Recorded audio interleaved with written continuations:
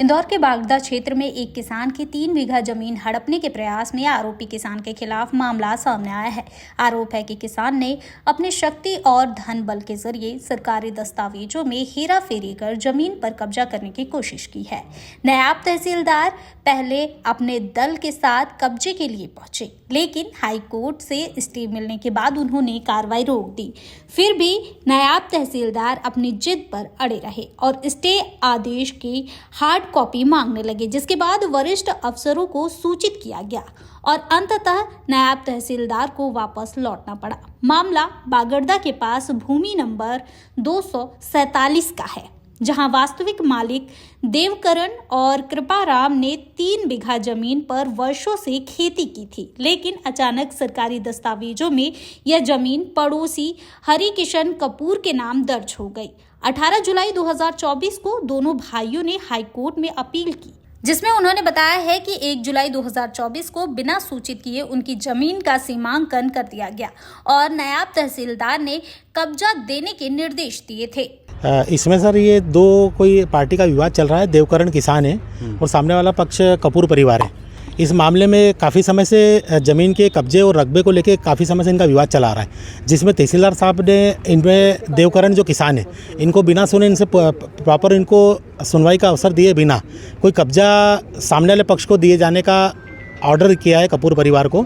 उस आदेश के खिलाफ आज माननीय उच्च न्यायालय में याचिका प्रस्तुत की गई थी। उस याचिका में माननीय उच्च न्यायालय द्वारा ये निर्देश दिए गए हैं कि जो है हमारी जो पार्टी है देवकरण जो किसान है वो सक्षम जो अथॉरिटी उसके समक्ष अपील प्रस्तुत करे और तब तक उन्होंने जो आदेश हुआ 28 मार्च 2025 का जो ऑर्डर है उसको कीप इन एबियंस रखने का उसमें जो है निर्देश दिए हैं और जो सरकारी वकील है उनको भी ये दिया गया है कि वो संबंधित अधिकारियों को इस आदेश के बारे में कन्विंस कराया जाए।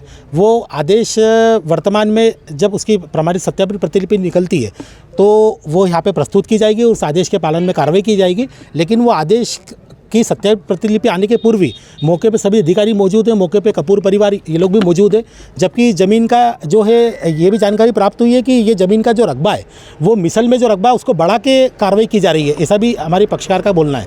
तो इस प्रकार से जो ज़मीन में फर्जीवाड़ा हुआ है और जो रकबे को बढ़ाया गया है खसरे से अधिक के रकबे को, इसकी भी जाँच की जानी है। अगर कोई साक्ष्य और ऐसे पाए जाते हैं तो इसमें दस्तावेजों की फोर्जरी और रकबा किस प्रकार से बढ़ा ये सब जांच का विषय रहेगा। अब चूँकि ये प्रशासनिक कार्य है, मैं कार्य क्षेत्र के बारे में नहीं बोल सकता, लेकिन हाँ ये चीज़ मुझे अनऑफिशियल लेवल पे उन्होंने तहसीलदारों भी मुझे ये बताया गया है कि ये मेरा कार्य क्षेत्र नहीं, मैं तो ऊपर अधिकारियों के आदेश से यहाँ पे आया हूँ। अब यहाँ पे कार्य क्षेत्र कुछ भी हो, लेकिन प्रश्न यहाँ पे ये उत्पन्न होता है कि जो लड़ाई की ज़मीन की लड़ाई है जो कई सालों से चली आ रही है उसमें प्रशासन यहाँ पे कुछ घंटों के लिए या कुछ दिन के लिए माननीय उच्च न्यायालय के आदेश का सम्मान करने के लिए यहाँ पे रुकने को तैयार नहीं है कि आदेश यहाँ पे जो भी आ जाता है तो उसका पालन करने को किसान भी तत्पर है।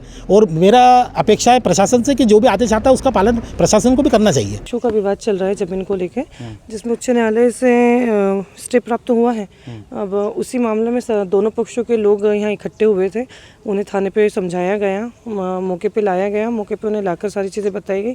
एक इसमें पंचनामा बनेगा, आगे फिर जैसा कोर्ट आदेश करे। हाँ, हाईकोर्ट से स्टे प्राप्त हुआ है जी, तो इसीलिए दोनों पक्षों के लोग भी आ गए थे। जिला प्रशासन के सभी लोग यहाँ उपस्थित थे और थाना स्तर के सभी अधिकारी उपस्थित थे।